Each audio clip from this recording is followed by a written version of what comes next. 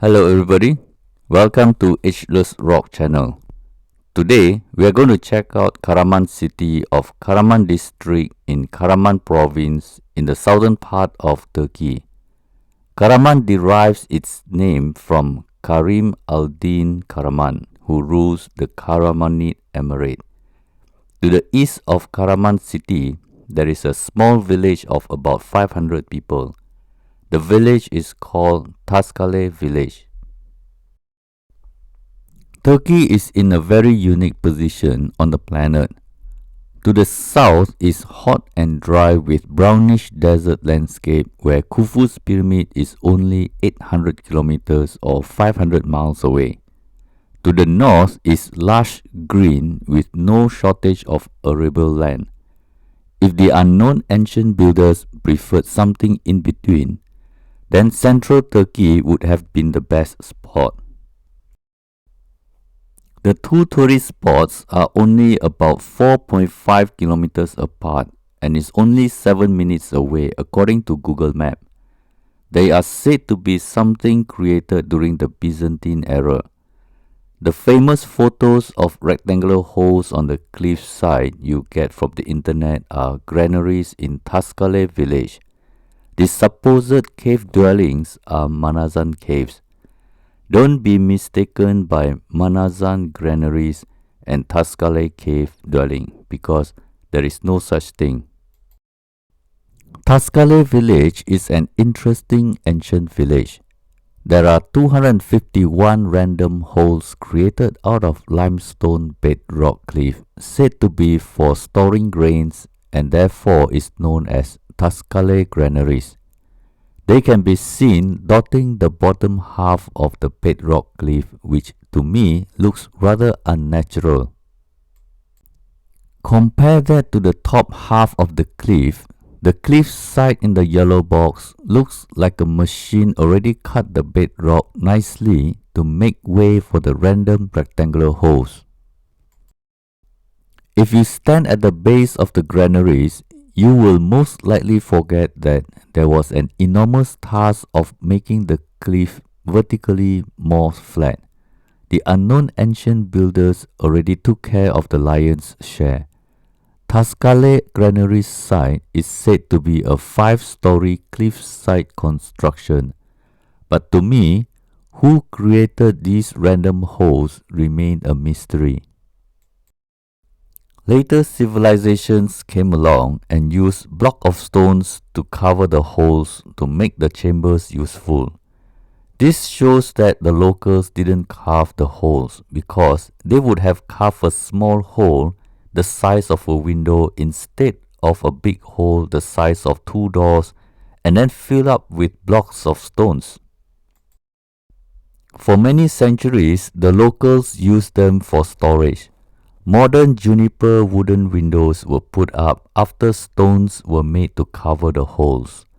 The wooden doors and windows are definitely not original to this site. If you look closely, the facade has been modified to suit whoever claimed it first. There are holes on the walls carved out by the later civilization for climbing. The holes by the unknown ancient builders are mixed up among the later ones. I can see that if they are in zigzag positions for climbing, then it would be by those who claim the storage room. I am very sure this extremely dangerous method of storing grains was not something humans would think of. However, to make use of it as such is logical because it is already there. If they are in a straight line like those in the red box or a niche that makes no sense as shown by the arrow or niches that goes to nowhere in the yellow box, then it is harder to explain the logic. And I believe those are the original niches just like those around the world that gave us a clue that someone else was here first. My logic is very simple. You don't need to make holes so high if all you want is just to store grain, cheese and other food that need a cool temperature. You can make a hole into the bedrock at ground level and the grain will taste just the same. Upon reaching the top, the owner will set up a rope and a spool to lower the sacks of grains needed. It is an impressive loading and unloading task and far too dangerous for anyone who puts safety first.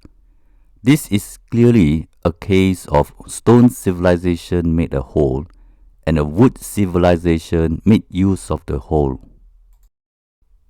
At an altitude of about 1,300 meters or 4,300 feet above sea level, these granaries are able to maintain a steady temperature of 13 degrees Celsius during winter and 17 degrees Celsius during summer. But my logic is, why make a hole at 5-story high and climb dangerously on the cliff when you can just make the same hole at ground level? There are 2 rooms in each chamber and each cave has 2 rooms and can store about 12 tons of grains inside. This is a pretty impressive use of bedrock for a poor village without proper storage. Although it is always mentioned as a place where locals carve out the bedrock for storage, there are some holes found to have been used as burials. The skeletal remains of those found here at the top gallery, known as Square of the Dead, are now in Karaman Museum. On the right is a photo that shows a modern stairs leading to a mosque which was once a chapel. With such changing function of the chambers, I am very convinced that later civilizations simply made use of existing structures. So, the next time you visit this site, remember that these holes were used as tombs and a chapel before they became granaries and a mosque. These human activities clouded the minds of archaeologists, and the original builders and purpose remains a mystery to me. The rectangular holes remind me of the same square-looking holes found in Toraja in Sulawesi of Indonesia. In this part of the world, they are known as Torajan tombs. Like those in Taskale village, they are high up in the bedrock and locals bury the dead because that seems like a logical thing to do. There is hardly any small random niches here because small niches are not needed for climbing. In Toraja, the dead were lowered from the top. Japan is also another country of islands with plenty of megalithic mysteries. So it is no surprise that they have Yoshimi 100 caves to compare in terms of architecture similarity. But here in Yoshimi, it is said to be for burial purposes and was later used as dwelling place of ancient Japanese. So ancient that the story is actually a typical mythical origin. As you go further and reach this part of the cliff, you can be sure that the entire structure is a mystery.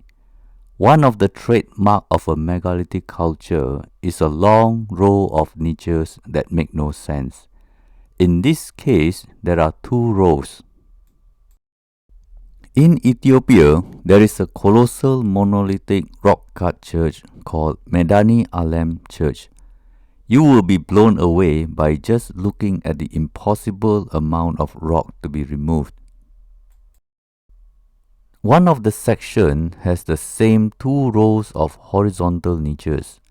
It would have been much nicer without the holes all over the wall. So I think the original builders must have had certain functions for them.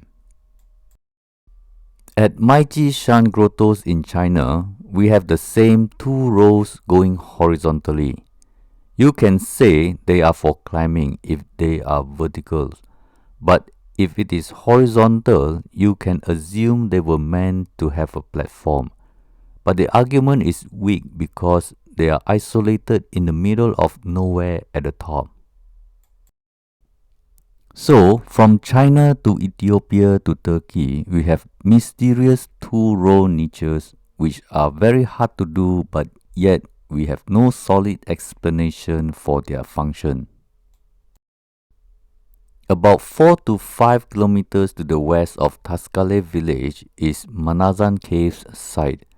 This is a typical cave architecture that makes no sense, just like those you can find around the world.